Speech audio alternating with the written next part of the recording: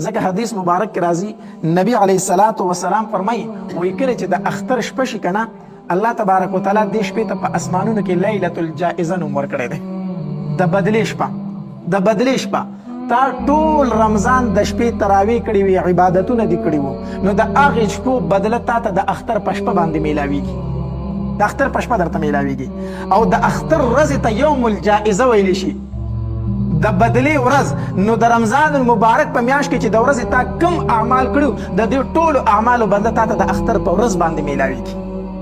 د شپو بدله د اختر په شپه میلاویږي او د ورځو بدله د اختر په ورځ باندې میلاویږي خو بدبختی دا ده چې موږ د اختر شپه هم د الله په نافرمانی کې تیره کړو او د اختر ورځ هم د الله په نافرمانی کې تیره کړو د دې خو مطلب دا شو چې تا ټوله میاشت د مالک سره مزدوري وکړه او چې کله د تنخواه درکولو ټیم شو تا د هغه سره جګړه وکړه چې نه وي شته ستا د تنخواه ته ضرورت ټوله میاشت مزدوري وکړه او چې کله مالک پیسې درکوي مزدوري درکوي تا سره جګړه وکړه هغه دې خفه کړو تا ټوله میاشت د رمضان مبارک په شپو کې عبادت وکړو نو چې کله د کومه شپه د بدلې درکولو وه په هغې شپه باندې تا د الله سره جګړه وکړه د اختر په شپه باندې موږ څومره نافرمانۍ کوو خلک پکې مجلسونه کوي څوک چا څوک پکې مجلسونه کوي څوک پکې ډزې کوي ستا د دې ډزو د وجې نه چېرته دا کالتوس لاړ شي او د یو ماشوم په سر باندې ولګي نو په هغې کور باندې تا څومره غم جوړ کړو تا د خپلې خوشحالۍ د وجې نه یو کور په غم باندې بدل کړو په یو کور کې د غوغا جوړه کړه ستا په ګاونډ کې به مریضان وي څوک به د زړه مریض وي څوک به د څه مریض وي نو ته چې پټاخې ډزئ او هغې باندې ده ته تکلیف رسي ته ډزې کوي په هغې باندې هغه ته تکلیف رسي یو مسلمان ته تکلیف ورکول څومره لویه ګناه لري نو د اختر شپه چې ده دا خو د بدلې شپه وه او د اختر په شپه باندې تا مجلسونه شروع کړو تا ډزې شروع کړي تا پټاخې ډزول شروع کړو نو تا خو خپل عمل برباد کړو تا خو د الله سره جګړه وکړه نورونو یو چې د اختر په شپه باندې د الله بندګي و ځکه حدیث مبارک کې راځي نبی علیه الصلاۃ والسلام فرمایي وایي چا چې د اختر شپه د الله په عبادت کې تېره کړه د ده زړه به په هغې ورځ باندې نه مري په کومه ورځ چې به ټول زړونه مړاوي یعنی مطلب د حدیث دا دی چې د میدان محشر د یرې او د هیبت نه به دا انسان محفوظ وي کوم انسان چې د اختر شپه د الله په بندګۍ کې تېره کړې وه موږ د اختر په شپه باندې د الله نافرمانۍ شروع کړو نو یوه خبره خو دا ده چې د اختر شپه موږ د الله په عبادت کې تېره کړو دویم دا چې د اختر ورځ دې ته په اسمانونو کې یوم الجائزه ویل شوې ده د بدلې ورځ حدیث مبارک کې راځي وایي کله چې د ورکوټي اختر ورځ چې که نه الله تبارک وتعالی فرشتو ته ووایي ای فرشتو لاړې شئ ځمکې ته کوزې شئ ځمکې ته کوزې شئ د هرې کوڅې په سر کې ودرېږئ د هر سړک په سر کې ودرېږئ او دا اوازونه کوئ نو فرشتې راکوزې شي ځمکې ته او د کوڅو په سرونو کې ودرېږي او یو اواز کوي دغه اواز صرف انسانان او فریان نوري نور تمام زنده سر اوي د اختر په سر باندې فرشتې اواز کوي څه اواز کوي وای اخرجوا الى رب کریم یعطي الجزیله اوزئ هغې رب ته چې هغه ډېر ورکوونکی دی اوزئ هغې ذات طرف ته چې هغه لوی نه لوی ګناه معاف کوونکی دی مونږ چې کله د عیدګاه ته روان یو د اختر مانځله که نه او د کور نه راووتې په دې کوڅه باندې دا حدیث ځان ته رامخې ته کړه چې زما په دې کوڅه کې نن ما ته فرشتې اوازونه کوي چې زه الله تبارک وتعالی طرف ته غواړه چې الله یې درکوي هغه ډېر ورکوونکی دی زه الله تبارک وتعالی طرف ته الله د لوی نه لوی ګناه معاف کوونکی دی بخښنه ترېنه وغواړه د اختر په ورځ باندې ستا په کوڅو کې د فرشتو د اوازونه دي چې الله لوی نه لوی ګناه معاف کوي لوی نه لوی ګناه معاف کوي په الله باندې ځان وبخه او بیا الله تبارک وتعالی فرشتو ته ووایي ای فرشتو چې کله یو انسان مزدوري وکړي پوره ورځ ځان ستړی کړي د هغه څه بدله ده الله تبارک وتعالی ته فرشتې وفرمایي الله د هغه بدله دا ده چې هغه ته پوره مزدوري ورکړی شي هغه ته څه ورکړی شي پوره مزدوري ورکړی شي الله تبارک وتعالی فرمایي ای فرشتو زه تاسو ګواهومه اے فرشتو تاسو گواه شئ انی قد جعلت ثوابهم من صيامهم ما دوی ته ویلو چې تاسو روجي ونیسئ دوی روجي ونیوي ما دوی ته ویلو تاسو د شپې عبادت وکړئ دوی د شپې عبادت وکړو دوی ته د هغې په بدل کې ما خپله رضا ورنصیب کړه فرشتو تاسو گواه شئ دوی ته ما د روجو حکم کړه دوی روجي ونیوي د هغې په بدل کې ما دوی ته خپله رضا ورکړه ومغفرتي او دوی ته ما بخښنه وکړه ما ورته خپله رضا ورکړه او بخښنه مې ورته ورکړه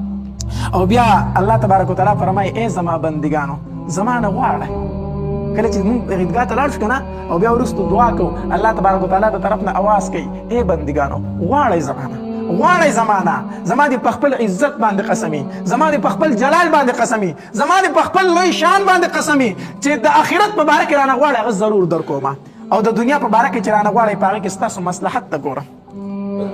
چې دنیا کې رانه کم شی ته غواړئ زه ستا مصلحت ته ګورم چې آیا په دې شي کې ستا خیر شته او که نشته که ستا پکې خیر یې درې کړم که ستا پکې خیر نه وي دا دعا درله آخرت ته سنبال کړم او بیا الله تبارک وتعالی فرمایي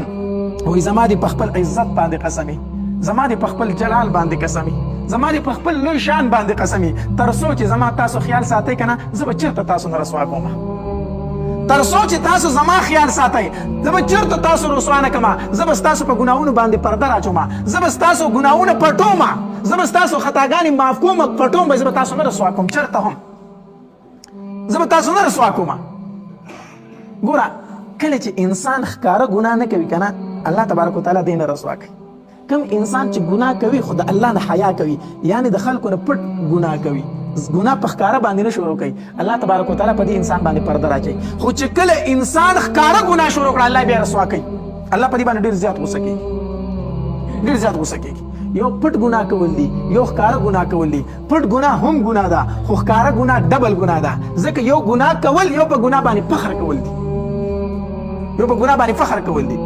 الله تبارک وتعالی فرمایي وایي زما دې په خپل عزت باندې قسمي زما دې په خپل جلال باندې قسمي زما دې په خپل لوی شان باندې قسمي تر څو چې تاسو زما خیال ساتئ زه به ستاسو په ګناهونو باندې پرده اچوم زه به ستاسو په خطاګانو باندې پرده اچوم او بیا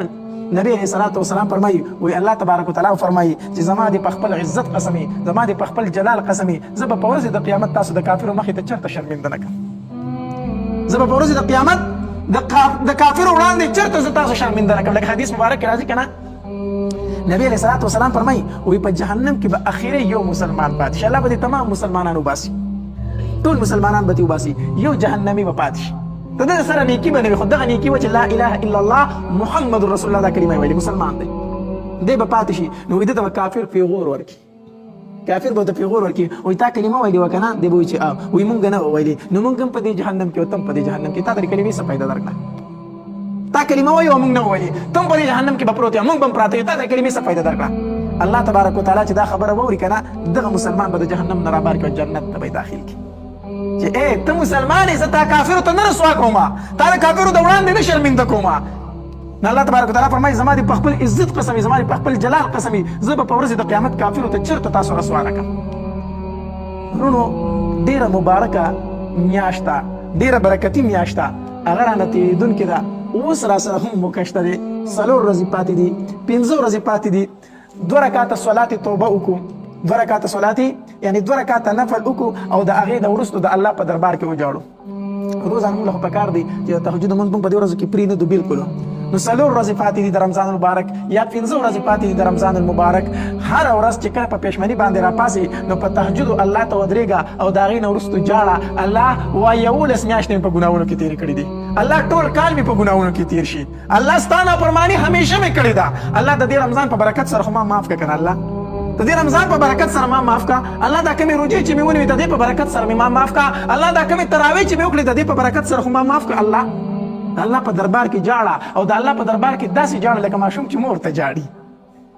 نو الله خو تا سره د اویو میندو نه زیاته مینه کوي زیات محبت تر سره کوي نو ماشوم چې مور ته جاړي مور یې ضرور رضا کوي ته چې الله ته جاړي الله به دې ضرور رضا کړي چې ما معاف کړې بنده ما معاف کړی نور مه جاړه